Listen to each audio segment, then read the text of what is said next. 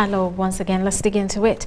The Director General Ministry of Health has announced that the country registered 35 new cases of COVID-19 as of the 4th of June 2022. In the same statement, the ministry also assured assured the public that no case of monkeypox has been registered yet, but implored for immediate reporting of any case to health authorities.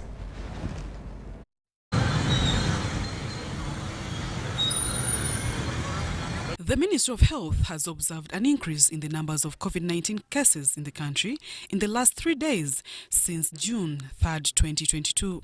The increase is attributed to the laxity by the population on the COVID-19 standard operating procedures and the low intake of COVID-19 vaccination. This is like the previous time in 2021 June, when we had our second wave of Delta. The cases had remained stable since Jan and started to climb around June 2021.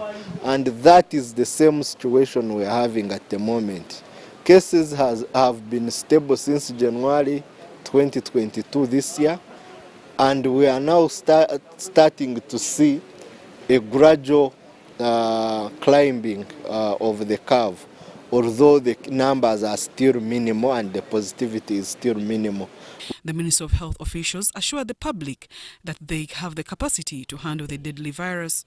At the moment, as a country, we are better prepared and we have built our capacity. We shall handle COVID as per the current circumstances, and we are prepared to handle any subsequent occurrence. We've had 3 waves, of which we have all handled successfully. In the meantime, the Ministry of Health also issued a statement on the monkeypox outbreak, noting that the country has not recorded any case of the virus. There is an outbreak in at least 8 African endemic countries and 23 non-endemic countries worldwide.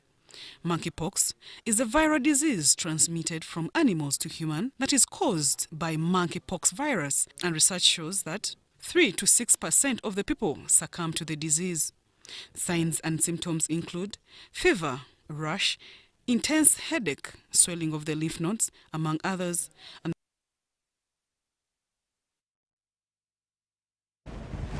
now the re-emergence of COVID-19 in the country, KCCA and the leadership of Nakawa Market have started a mobile checkup of the vendors within the market in a 5-month awareness campaign. Let's take a look. The Ministry of Public Health has, through KCCA and the leadership of Nakawa Market, stated a mobile checkup and awareness plan to discover the situation of COVID-19 among the people of Nakawa Market. The chairman of Nakawa Market, Besigye, says at least over 20,000 vendors and non-market vendors have been vaccinated. Nakawa Market, we are well equipped. We still have and we maintain the hand washing positions at each and every entry point of the market. So I urge all my vendors, whenever you see those doctors down there, please be checked. A medical worker with the COVID-19 surveillance team in KCCA, Akankwasa Hamson, says that the team has confirmed 1 positive COVID-19 case. So far, currently, we have got only 1 person with COVID, who is COVID positive. Challenges they have faced in the campaign include negative response from some vendors and lack of proper sensitization about the pandemic. Owori Ian, UBC News. Meanwhile, Ministry of Health is concerned about the increasing numbers of COVID-19. In a tweet, Health Minister Dr. Jen Rotha said there are surging cases of COVID-19 similar to the Delta variant in the second wave. UBC visited some congested places in Kampala where the public seems ignorant of the surging cases of the virus. Until January 2022, when the economy was fully reopened, some sectors which had been under lockdown to stop the spread of COVID-19, 5 months later, COVID-19 cases have started increasing. Ministry of Health has confirmed 35 new COVID-19 cases. UBC visited tax parks in Kampala City where congestion seems inevitable, with less initiative in observing standard operating procedures.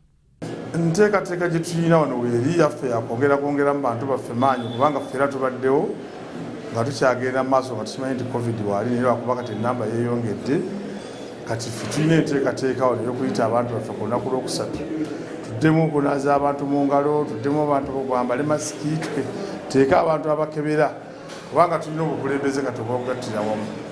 A taxi driver, Sebagala Henry, says ever since the ministry announced that everyone who was fully vaccinated has less chances of contracting COVID-19, it's now challenging to enforce standard operating procedures. Olw'okuba nti abantu bagemeddwa twasanga okusoomoozebwa abantu nga bagamba nze neegema tax force yali etaddewo ennyingi yazikendeeza ng'agambye nti covid akendedde naffe ekintu ekyo tulowooza nti kigizeeki covid akakkanya. Ku ssaawa zino kano ke kakulaga nti neeteeseteese nkayina ne abasaabaze bengenda okuteeka mu mmotoka nabo buli omu mukuutira nti yambala masiki yo. Most arcades in downtown Kampala have taken no initiative to enforce standard operating procedures in the wake of COVID-19. At Nakasero Market, the market administration is taking initiative in testing all market vendors who operate within the market. Abantu abasinga basuubuza akatale k'e Nakasero nga bwe tukugambye nti nno kitandikira kufa abali wakati mu kibuga. Ennamba esinga akatale k'e Nakasero bonna beegemesa. Essaawa zino omulamwa gwe tusinga okubeera nagwo tetulina mulamwa gwa kwegemesa, tuli mu kukebera abasuubuzi baffe okulaba bayimiridde batya mu mbeera zino ze badde batambuliramu nga twawulirako ko nga minisita omu agamba abantu bajja obukookolo ku nnyindo. Kati abantu bwe bajja obukookolo ku nnyindo ate obulwadde bwe tuwulira ate nga bukomyewo kwe kulaba nti nno tuzzeemu tukebere tuyimirire tutya. We are here to do market surveillance, COVID-19 testing, and we've recently seen that we have been getting some cases. Actually, even here we have gotten some. So we are here trying to do some testing, and then such that we pick out those who are positive and we see how to help them. Nekebeza minuti gyonna esatu n'engikola ki n'engimalayo era mpulidde ekyo omulanga gavumenti gwekubidde abantu nti obulwadde bwazzeemu n'enjagala nziremu nate era bankebere ndabe eddala kituufu oba si kituufu. Sada Mubale, UBC News, Kampala. And as the country waits for President Museveni to give the State of the Nation address slated for tomorrow, and also the official opening of the second session of the 11th Parliament, legislators want his address to focus majorly on the recovery of the economy. They think appointment of the central bank governor is long overdue because the position has a bigger influence on the economy of the country. It is 5 months since the central bank governor job fell vacant following the death of Emmanuel Tumsime Mutebire. Now legislators think appointment on the position is long overdue because it has a bearing on the country's economy. They want the president to consider this as he addresses the country tomorrow in his State of the Nation address. There is no one to control this kind of inflation, and maybe this is the time for him to appoint the Governor Bank of Uganda so that he can fight and stabilize the economy. A functional presidency running a country without a governor for the central bank. And then you say you have seriousness towards the economy. Who is supposed to stabilize this economy if the central bank has no governor? According to Bank of Uganda, the annual headline and core inflation rose to 6.3% and 5.1% in May this year, from 2.7% and 2.3% in January, respectively. Weakening of the Uganda shilling against the US dollar, together with commodity prices, have worsened the inflation outlook since April this year. Deputy Governor Bank of Uganda Michael Ating Ego told journalists last week that inflation is projected to peak in the second quarter of 2023 before gradually declining to stabilize in the midterm target of 5% by mid-2024. And however much you tell people about the war in Ukraine and Russia, they really don't appreciate that even when they're talking about the war in Ukraine and Russia, the price for matoke, the price for beans, the price, it has affected everything. So I think this is where the country needs clear information about where we are heading as a country, because if this inflation is not controlled, I don't know what we are going to do. The economy, we would expect him to tell us about the levels of inflation and the growth levels of the economy. I would expect him to announce serious budget cuts in terms of, ministerial or cabinet downsizing. They also expect the president to tackle on issues of security. The president will also officially open the second session of the 11th Parliament tomorrow, 7th June. Shamim Naiga and Gloria Gutabenji, UBC News. And with just a few hours to the 2022 State of the Nation address by President Yoweri Museveni, highlighting key milestones in strategic areas of investment, the country's economic outlook, Uganda's foreign policy, and the performance of the UPDF men and women deployed beyond the country's national borders and frontiers, we look at the major highlights of the 2021 State of the Nation address. I'm happy to report to you what everybody knows. Uganda did not only manage to cope with these challenges, but also the economy managed a modest expansion of 3% for the financial year 2019-2020, and will manage another small expansion of 3.3% for the financial year of 2020-2021. So, if you check globally, many countries achieved minus rates of growth. But here, in spite of all these multiple issues, the economy has been able to expand, but at a lower speed. If it had not been for Corona, the economy was projected to grow by 6.3% and 6.2% in the financial years 2019-2020 and 2020-2021 respectively. We defeated the locusts and coped with all the other problems. You remember they were saying that locusts were going to finish all the food. But I don't think those locusts were given a chance to eat much food, because we killed them. And I want to salute the UPDF for doing that. On account of the tough measures we took quite early, we avoided the sort of catastrophe we saw in other countries. However, on account of the widespread reckless behavior, we are now entering a new phase with a wider spectrum of variants of the virus that may be more dangerous. Up to now, 49,761 people have been infected cumulatively to date. This was up to the 1st of June. So instead of 1,900 road, you save $500. It is 1,400 by rail. And for the food container, it is 1,900 instead of 3,200. So you save almost half of that money. So hence, in addition to our long-term goal of building a modern standard gauge railway, we are together with Kenya. We are continuing with our plan to build the modern standard gauge high-speed railway.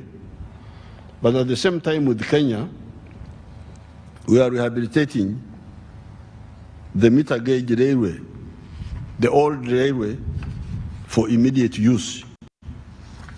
After General Katumba and some Kutesa were very much involved in this one here. The meter gauge railway is the old railway. When repaired, its cost of transport. Now, former Forum for Democratic Change President Dr. Kizza Besigye has been released on bail after paying 3 million shillings as directed by the High Court. After his release, Dr. Kizza Besigye was whisked off from Central Police Station to an unknown location by security operatives to pick his car. Besigye's release follows a recent application challenging Magistrate Saina Womjisha's orders to pay 30 million to be released on bail. The former Forum for Democratic Change President Dr. Kizza Besigye, who is facing charges of inciting violence, appeared at High Court Criminal Division in Kampala to hear the ruling in the application he filed, challenging Magistrate Saina Womjisha's orders to pay a cash bail of 30 million shillings to be released. Judge Michael Erubo's ruling was read by the Deputy Registrar of High Court Criminal Division, Feston Senga. Court adjusted Dr. Kizza Besigye's bail from 30 million to 3 million shillings. The trial magistrate also correctly stated that bail terms imposed should be a safeguard that once released on bail, the accused will return for trial. This is as it should be. However, taking all the circumstances of the case into consideration, as it is my considered opinion that the Land Trial Magistrate exercised her discretion with the material irregularity when she set the bail amount at 30 million shillings. This condition was manifestly harsh and excessive. In the result, the amount set for bail in this matter should be adjusted. Bail terms or conditions must not be so high as to be out of reach or appear punitive. They should not be so low as to be outrageous or ridiculous. They must fit the circumstances of the individual case. Dr. Kizza Besigye's lawyer, Arias Lukwago, was pleased with the ruling. It is some significant reduction we would wish to recognize, but we hoped that it would have been much lower given the fact that court appropriately analyzed the facts of the matter and the law. So we are going to sit down and see the next course of action, but obviously we have to pay first and foremost. He gets out, then we sit and take a decision on the way forward. After paying 3 million shillings, Dr. Kizza Besigye was released. The purpose of bail is to avail ourselves to trial. I have been accused countless times, but at no single time have I ever had to defend myself in court. All cases have been dismissed without my need to defend myself. Attempts by the four-time former presidential candidate to retrieve his car from Central Police Station were foiled after security officers whisked him upon his arrival at CPS.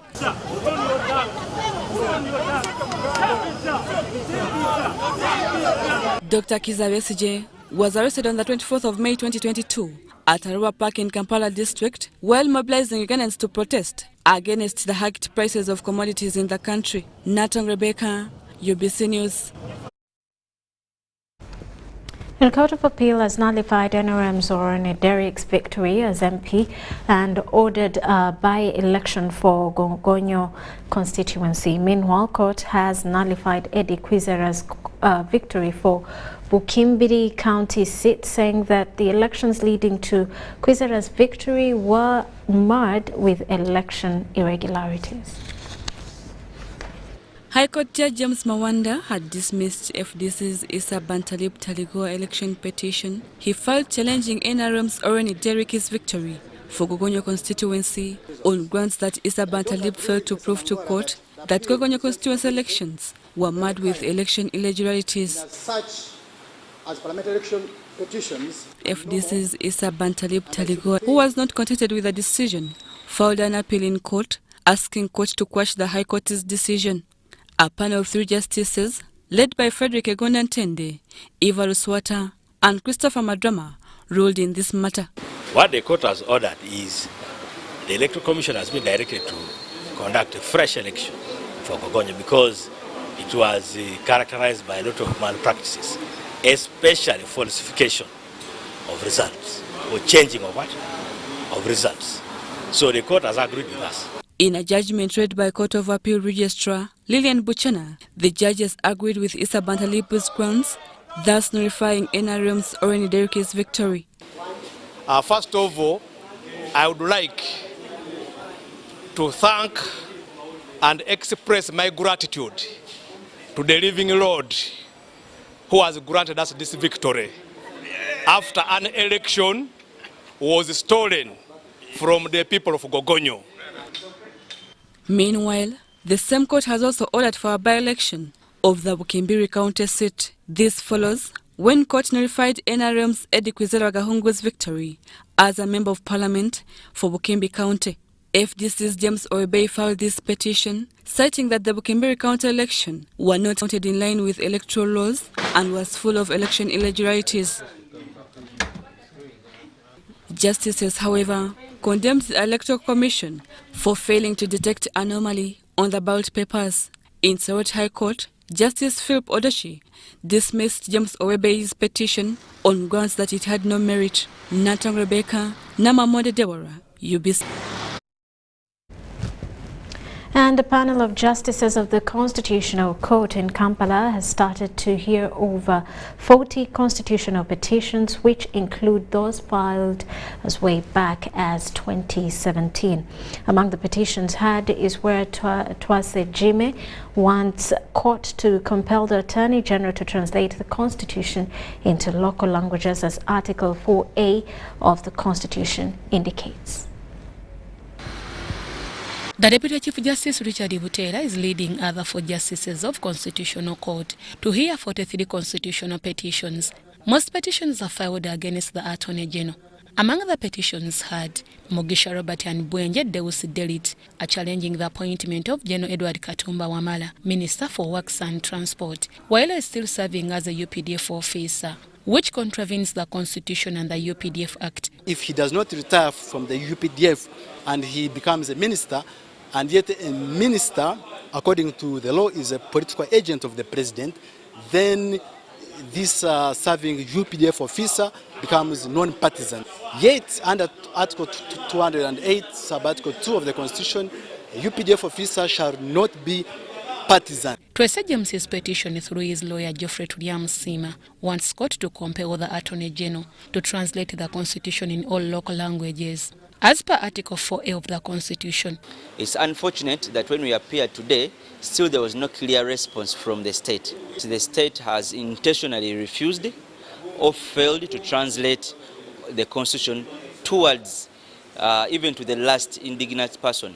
Court will rule on notice in these petitions. Other pending petitions include retired Supreme Court Justice Professor George Kanyaihamba and 5 others challenging President Museveni's proposal on bail. Retired Principal Judge Dr. Yoroka Mbamwine challenging part of the newly enacted Judicial Administration Act of 2019. And the Mitiana Municipality Member of Parliament Francis Zake's petition challenging the decision by Parliament to remove him from Commission of Parliament.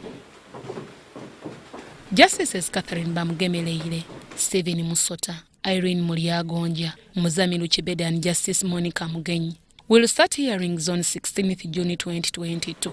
Deborah Namamonde, Susan Nabugude, UBC News. And the Traffic Directorate has established barriers at black spots and speeding zones to be manned daily. The spokesperson Directorate and Road Safety ASP Nampi Mafarida says the Directorate has discovered that the neglected spots are the leading cause of accidents. The measures to be intensified include Operation Fika Salama, constant patrolling of highways to ensure observance of traffic rules. We are also going to carry out operations on reckless driving, which is the major cause of accidents on our roads. We shall also ensure that only competent drivers drive on our roads. If you're not trained to drive, you've not gone to the driving school, you've never attained a driving license, don't drive on the road. Once you're arrested, you'll be taken to court. Last week, the directorate recorded 378 accidents, and out of these, 77 were fatal, 204 were serious, and 97 minor. You should not travel in the back of a truck or any vehicle that is meant to carry goods only. We are looking at the people who take charcoal, they tend to ferry people on top. Sugarcane trucks tend to ferry people on top. The sand, brick, those tippers tend to carry people. The market vendors, then these people who transport animals. You're not supposed to be carried in the back of that car. Those who do not comply to traffic guidelines will be punished according to traffic rules. Those ones who fail to stop when stopped, the ones who drive when they are drunk, drink drivers never stopped. It's COVID that affected that operation because of the mode the way it is done. But now, if we get you driving and you're drunk, what we shall do is we shall take you to court. In another development, the Ministry of Internal Affairs has completed its system upgrade to resume normal operations of passport production. Anybody who has been quarreling, who has been complaining about passport delays and stuff like that, should now prepare to come to passport office.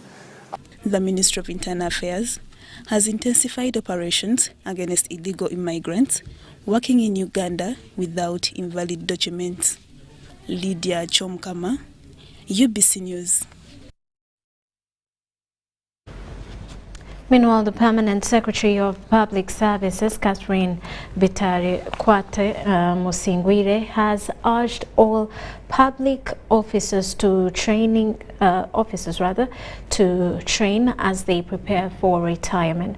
She was represented by Assistant Commissioner, Department of Compensation, Fred Ojokongom, at Mindset Change Training at Kizza National Farmers Leadership Center. We want to be like our sister institution that is in Changwazi. Yeah? And we want to really request the government, if it is possible. We have written and requested funding to train people who cannot afford to come here. The ones that are outside the money economy, the 39%.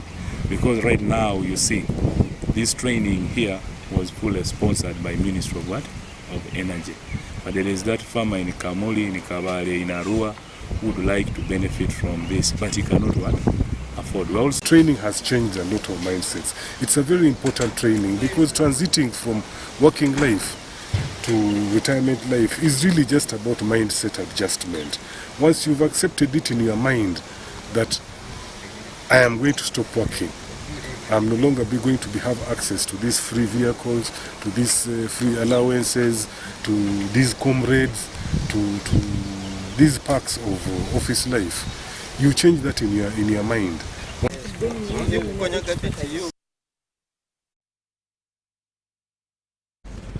And our police, along with the Youth Integrated Development Organization, YEDO, have embarked on a students and teachers sensitization campaign to crime in schools.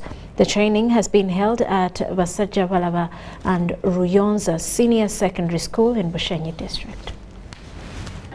I request you. Students from Besigye Senior Secondary School and Ruyonza Senior Secondary School in Besigye District gathered to listen and learn on vigilance and other petty crimes that often take them unaware at their schools. According to statistics from the District Community Liaison Officer, 30 pregnant cases of girls below 17 years were registered in Besigye District. Most of the students drop out because of different problems. Mostly those ones who conceived during COVID-19, though government encouraged them to go back to school, only such cases of pregnancies, and so far 10 have already given birth. Integrated Development Organization YEDO, in partnership with Uganda Police, are spearheading mindset change and how to safeguard schools through schools against crime clubs.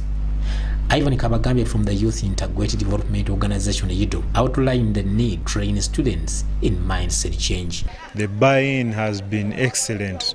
We've formed the 2 clubs, we've empowered the committees, and we believe that these committees are going to take the SAC program forward in these schools.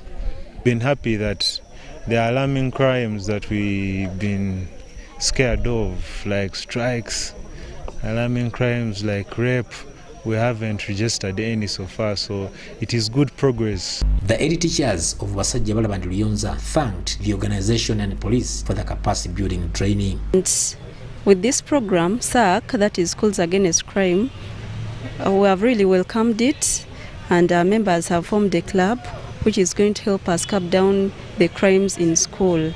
The main purpose of Schools Against Crime Club formation is to provide learners with an education foundation from which they can build successful independent lives. Haruna Mutesasira reporting for UBC News in Bushey District.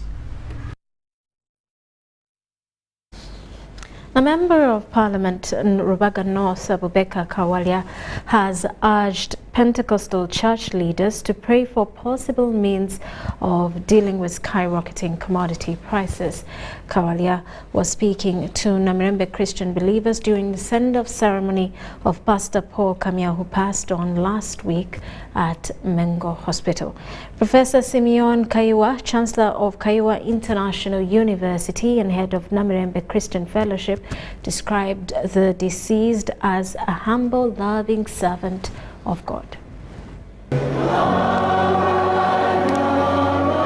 Christians and mourners have converged at Namirembe Christian Fellowship to send off Pastor Paul Kamya, one of the champions of Biwempe revival movement in Uganda. Born in 1959 in Katende to the late Musa Lwanga family, Pastor Paul Kamya has served God for the last 39 years.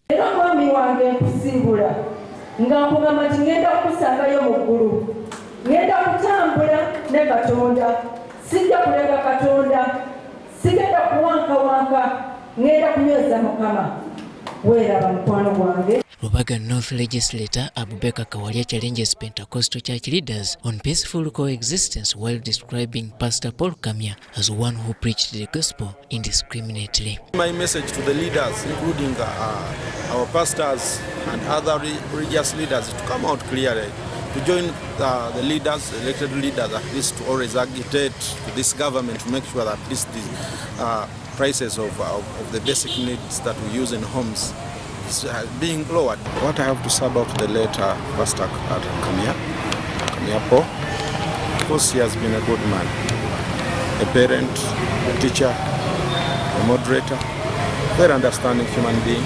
The Chancellor of Kaiwa International University and head of Namirembe Christian Fellowship Church, Professor Simeon Kale Kaiwa, says Pastor Kamya preached with love and honesty. Talk about him being faithful and available all the time to do the work of God and to help the country also. People should not turn to other gods just because they've lost their patience. I told the parents and the children to be patient. One day they will meet in heaven. It's a long waiting, but people will meet their loved ones in heaven. God, Jesus has promised it, and He has shown us that there's a place to go after here. The mourners said the Pentecostal churches have lost a great servant. He has fulfilled his mission, his calling as a pastor and as an evangelist and as a father in the church. So he's been a great evangelist. He's been a dad. I'm telling you the truth. He has never told me anything negative about Pastor Paul. His body was laid to rest at his home in Mengo, Rhodah, Kampala. Story compiled by Robert White for UBC News. With that, we take a quick break. When we return, more details. This is News Tonight.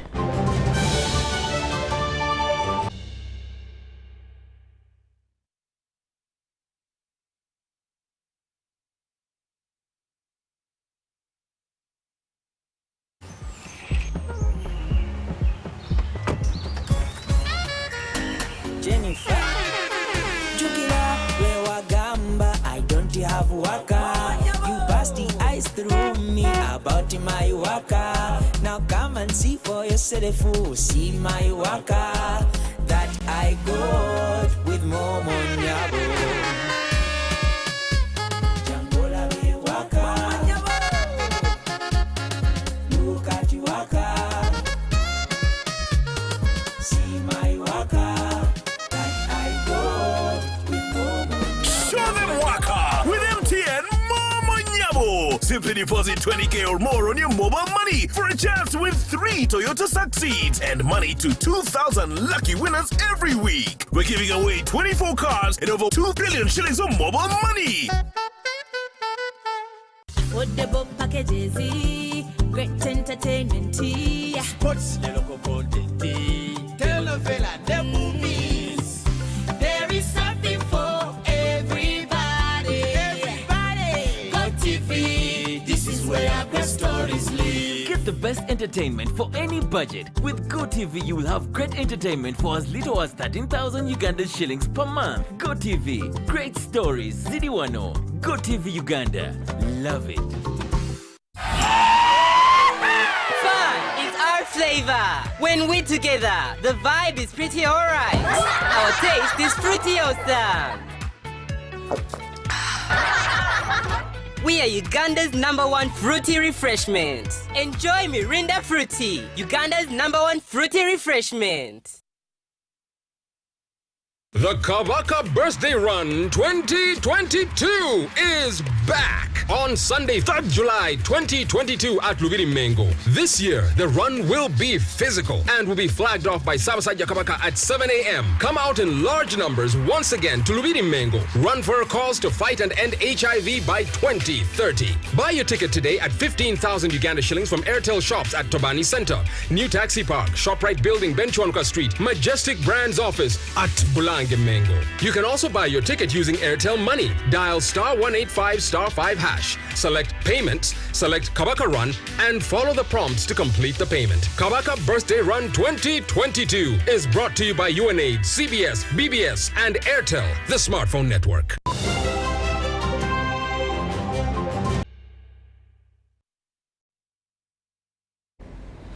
Welcome back. Now in business news, the Deputy Executive Director, Uganda National Bureau of Standards, Patricia Besigye, has advised the public to harvest ripe food crops to overcome the dangers of aflatoxins. She was addressing the media ahead of the World Food Day celebrations. Director, Uganda National Bureau of Standards, Patricia Besigye, has noted an increase of aflatoxins in food crops, hence the need for intervention. There is need to create awareness on the risks of aflatoxins to the public for healthy food consumption. This therefore calls for joint effort from every stakeholder: farmers, transporters, traders, manufacturers, the civil society organizations, the private sector, regulators such as ourselves, and the consumers to join the fight against high aflatoxin levels in food. The efforts also contribute to the attainment of the National Development Plan 3, the goal to increase household incomes and improve quality of life. Farmers must harvest dry food crops and avoid storing food on the floor. Farmers should adopt good agricultural practices that ensure the right moisture content in food is available to eliminate high aflatoxin levels.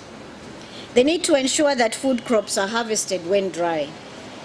To avoid storing food before thoroughly drying it, dry food crops on tarpaulins, canvases, mats or cribs, anything that will avoid putting it directly on the ground. Dry crops using improved technologies that reduce the drying time. The longer you take, the more chances are of contamination taking place. Properly cover harvested food during rainy seasons to keep it away from moisture. Avoid storing harvested food on the floor because they get damp and the moisture provides a conducive environment for molds. Transporters are required to offload the produce as soon as possible to prevent contamination of food. Sharon Mubert and Sudat Kaye, UBC News. Be alert! Do not share your Airtel Money PIN number with anyone. Airtel Uganda employees will never ask for your Airtel Money PIN number on call, SMS, or by email. All SIM card registrations, SIM card verifications, or SIM swaps are done at clearly branded Airtel shops and not on phone. To report any fraudulent activity, please call 100 immediately. The official calling number for Airtel promotions is 0200 100 100. Stay alert on Airtel Money. Instant, secure, borderless. Affordable packages, great entertainment, sports, the local content, telenovela, the movies. There is something for everybody. Everybody, Go TV. This is where great stories live. Get the best entertainment for any budget. With GoTV, you will have great entertainment for as little as 13,000 Ugandan shillings per month. GoTV, great stories, Zidiwano. GoTV Uganda, love it.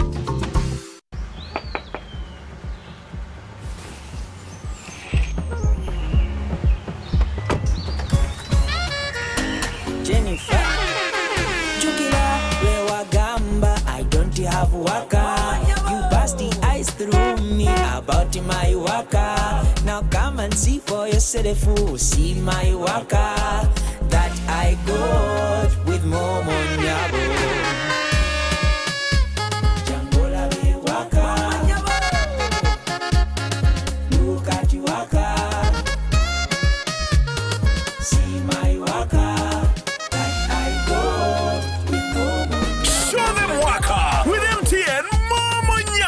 Simply deposit 20K or more on your mobile money for a chance to win 3 Toyota Succeeds and money to 2,000 lucky winners every week. We're giving away 24 cars and over 2 billion shillings of mobile money.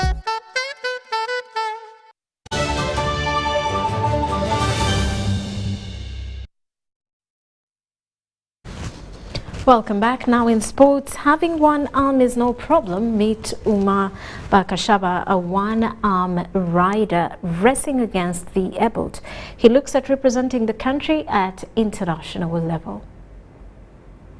A one-arm cyclist competing with the abled is what was on people's minds as they looked on to see Bakashaba Umar race through the hurdles to finishing line.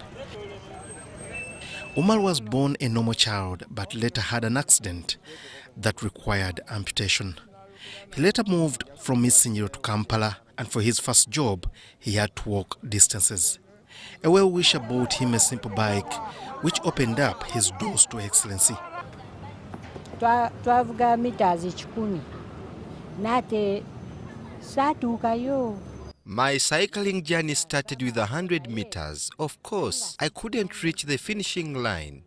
I wasn't used to riding, but seeing the abled ride gave me great joy. I kept on pushing to improve.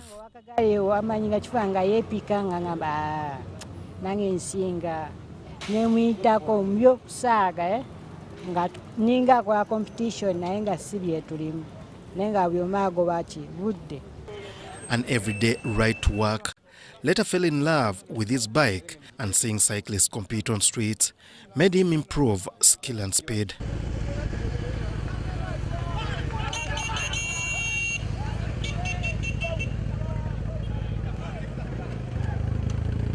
Currently, Bakashaba Umar features on the national cycling team.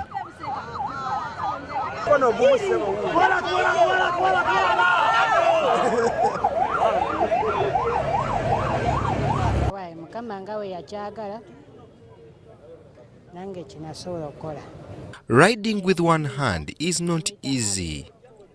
I can't count how many times I have fallen down. My day-to-day job, I'm a cleaner. I hope to earn something out of cycling.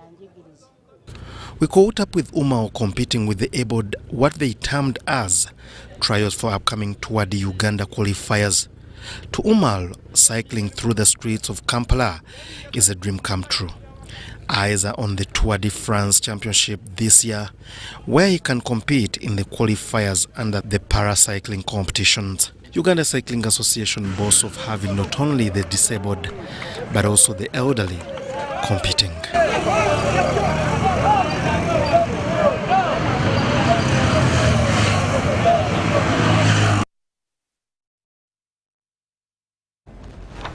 Now, the Corporate League's first ever female chairperson, Diana Mutu, is impressed by the quality of play exhibited by athletes that are taking part in the 2022 edition. She was at the fourth outing hosted at Macquarie University and witnessed a climax in volleyball won by Hotel Africana, while football and tag of war as basketball started. This outing attracted more than 50 companies.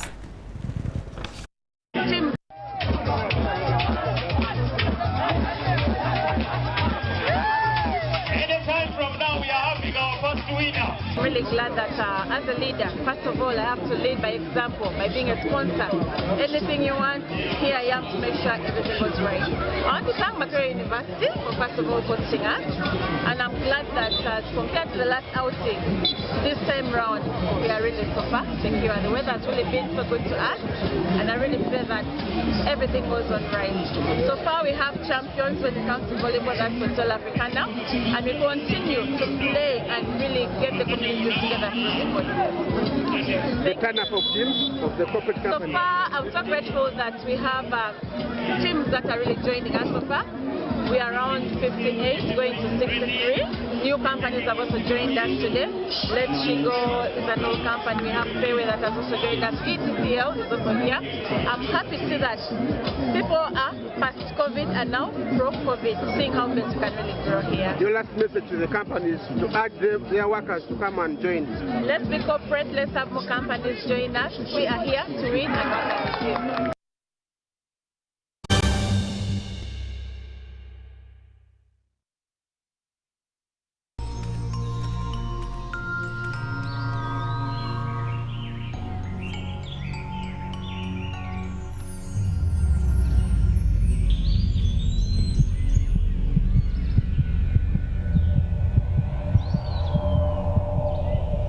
We can't tolerate sexual harassment. Sexual harassment is unacceptable in our school. Because a good school equals a better life. Raising voices. Even with my grandson, a doctor at my side, I struggled to get the help I needed. But he saw something that day. He began to work day and night. He wouldn't quit, even when people said no. He wouldn't stop fighting. He knew something had to change, and his vision was bigger than anyone could imagine. He made it possible to receive quality medical services anywhere in Uganda by simply using a phone. This is a story of a regular Ugandan just like you, who harnessed the power of technology to provide a solution for us. How about you tell us your story? UG needs more of you. To share your story, visit airtel.co.ug/UG needs more of you or call or SMS 162. Airtel, the smartphone network. And now a quick recap on the headlines.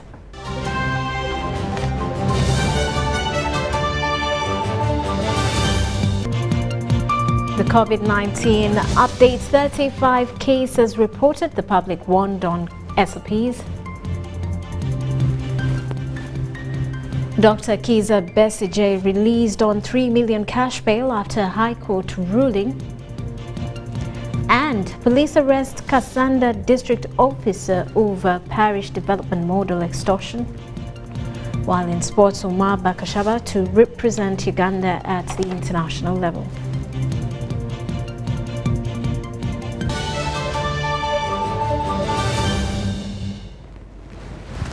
And that does it for News Tonight. Thank you for sticking with us. I am Rhodah Ngonzi. Have yourselves a lovely night.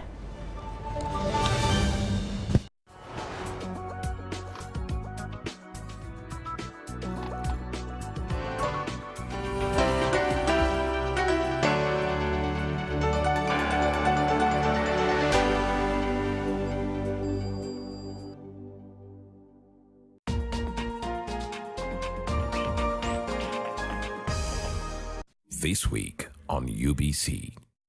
By then I was small. Just with a big head. The head is big, the kabade is like this.